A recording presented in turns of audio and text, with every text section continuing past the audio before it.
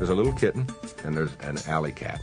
And they're out in the alley, and the little kitten is chasing his tail. You've all seen little kittens do that. And he's chasing and chasing and chasing.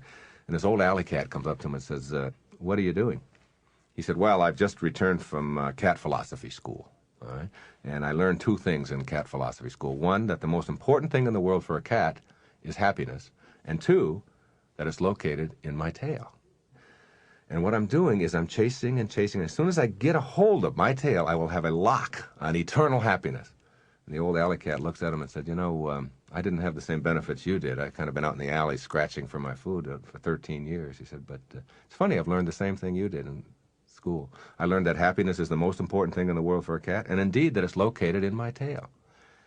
But he said, the only difference between you and I is, he said, I found that if I go about my business and live my life the way I want to, it follows after me wherever I go.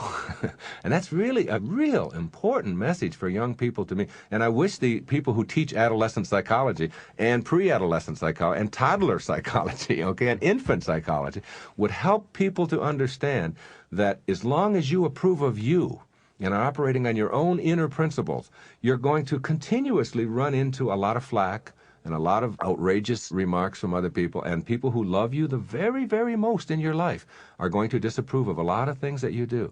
But that's always their opinion, and don't elevate theirs above your own. Eleanor Roosevelt had a great line. She said that no one can make a fool of you without your consent.